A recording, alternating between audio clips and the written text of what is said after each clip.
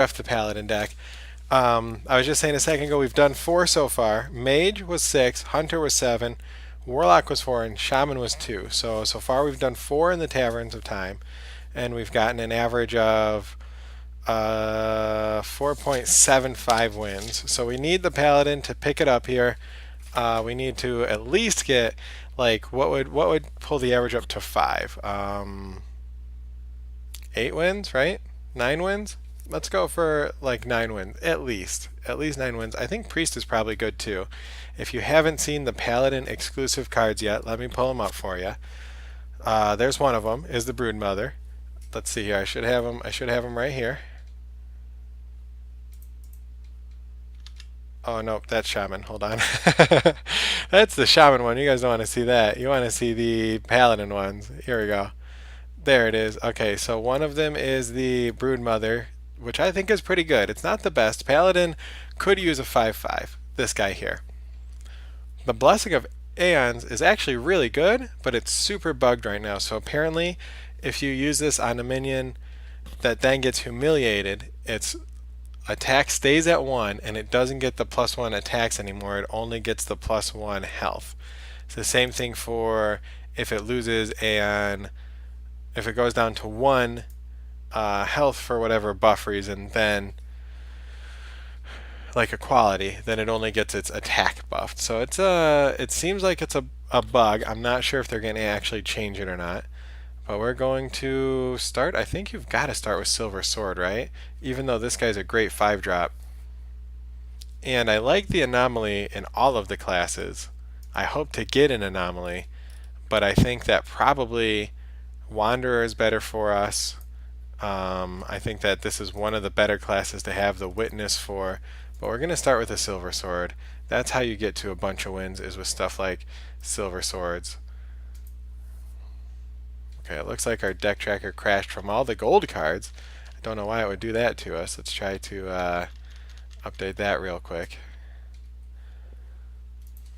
Well, we draft this deck so that we have the deck tracker for when we play.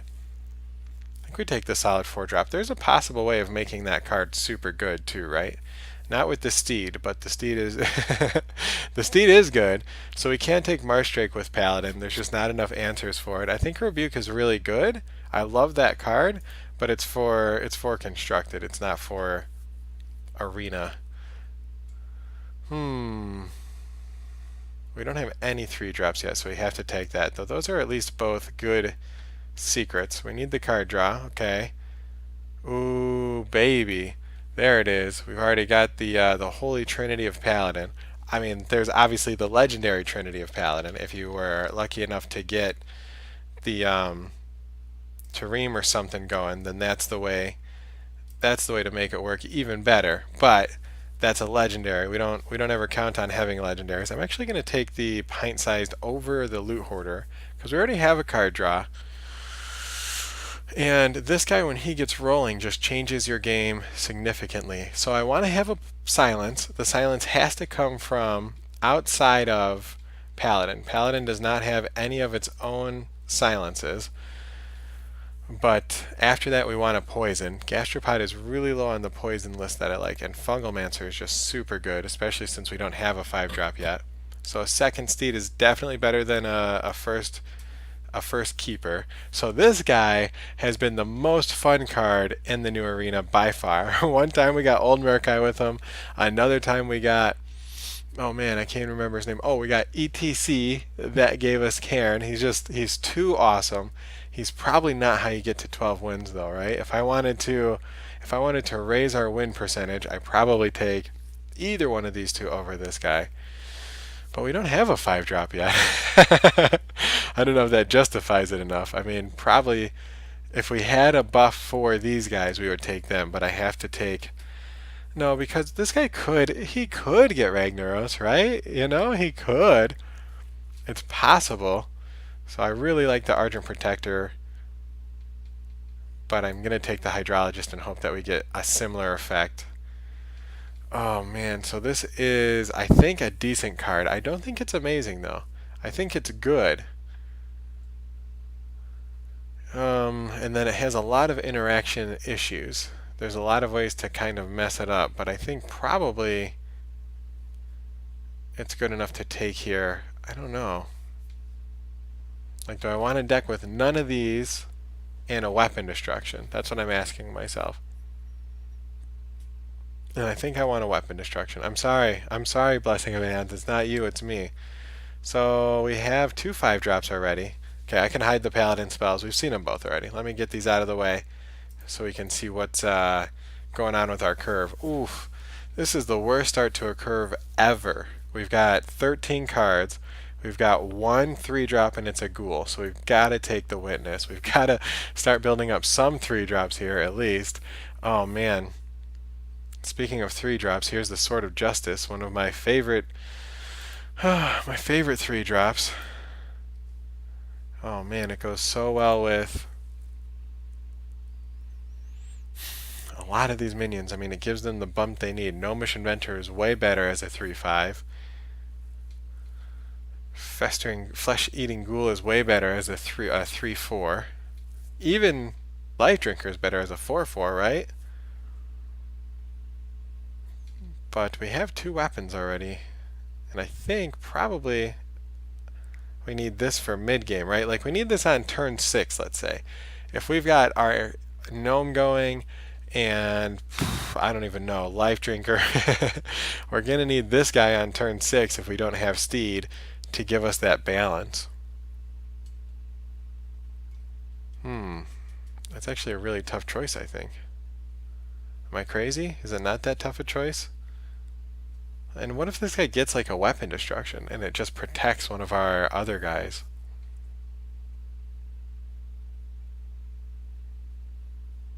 Also, a 4-drop with a Donkadonk like that would be great. Plus, he does help you draw. I gotta take the Sound the Bells. I just have to. Okay. Now we're getting somewhere. We take this guy for a 4-drop. Lay on Hands is okay, but we don't need it. So we have 2 Steeds already. I think I'd rather have 3 Steeds than a Peacekeeper, right? we just keep going. We just keep going, and then we've got to build ourselves up to these turns. And I think right now he doesn't draw anything, but we don't have enough 3-drops, so we take him and we hope we get a Divine Shield. Oh, we didn't. I don't think we have any taunts yet, right? So we have to take the Chain Gang over my second anomaly. But I really like anomalies. Like, I really, really like anomalies, but we have no taunt. The closest thing we have is 3 Steeds, which is taunt. I mean, we have to get them though. And Hydrologist discovering get down. That's yeah, we need the Chain Gang. I mean, it's so good with Vinecleaver and I mean Silver Sword, right? So we have to take this guy, but then we have to really okay, we have to take this equality. We can't have this expensive of a deck. It's just not good for anybody. So as far as cards are concerned, right, this guy has the best stats. He's one of the better ones. Giving them the coins can actually really mess you up. We've gotten head cracked after Malygos before because we've given him coins. And this guy, if he makes either of these cards cheaper, he's totally worth it. I can't take a second Silver Sword, though. That's our 3rd one offered. There's the Death Speaker. Okay, we're getting a 3-drop. Okay, when I said 3-drop, I didn't mean the 2 worst 3-drops in the entire game. Literally, the 2 worst 3-drops in the entire game. I can't think of a worse 3-drop. Can you guys? What's a worse 3-drop? There's the 1/1 with Death Rattle that explodes and can deal damage. That's something. I think that these are probably 2 of the worst 3-drops, but I think I might have to take one, right? I think we have to take the Rifleman, just in case it gets us some value early on. Oh man, that's so disappointing. So we just need a lower curve. I can't take things that are that expensive. I just can't. We've got to bump this up here. Okay, speaking of not taking things that are that expensive, I probably have to take Alexstrasza, right? Oh man. I probably have to. I'm not sure. So Liam is a 5 for a 5/5, which does absolutely nothing for us, unless in our next 2 cards we get a 1-drop, which I'm not going to take just to turn into a legendary. Countess Ashmore does absolutely nothing for us because we haven't seen a Bone Drake, so I don't think we have any Death Rattle except for the Crusader. So we would have to, oh, and the Plated Beetle. So we have 2 We have 2 Death Rattle, no Rush, and no Lifesteal. So we have to take Alexstrasza. Not even sure it's that great. It'll probably be used to heal myself, right? Probably in the end we'll use it to heal ourselves. Okay, another 3-drop. Ooh, there we go. Got the anomaly finally. Oh man, I can't take another. No, I gotta take something that's way lower on here. Okay, so this is probably not that great of a deck. We've got a Consecrate, or an Equality, but we didn't get a Consecrate. We didn't get a Silence. I passed up on the only poison we saw. I've got 1 Silver Sword and I was offered 3, but I'm not sure that the minions are good enough, right? We need some help from some dudes here. We've got the Fungalmancer to take us places. We've got I don't know. I mean, 2 Death Speakers. Once we get something on the board, we should be okay. So I'm hoping Pint-Sized Summoner gets us going here. If we can get him on turn 2, and the Serenite Chaingang on turn 3, and the the Dragonsmith into Silver Sword on turn 4, right? Then we're doing something. Then we've got a decent curve, but we didn't get a Divine Shield. So that guy's absolutely nothing. He's a 3 for a 2/2. Worse, he is worse than our Rifleman. He is actually worse than our Rifleman because he does not draw a card, because we did not end up with a Divine Shield, which is just awful. Okay, but I think it's got good cards, and it's Paladin. So we might be able to we might be able to do it. I'm not too confident. We'll see. I was hoping for 8 wins to get our average for the Taverns of Time up to 5, right?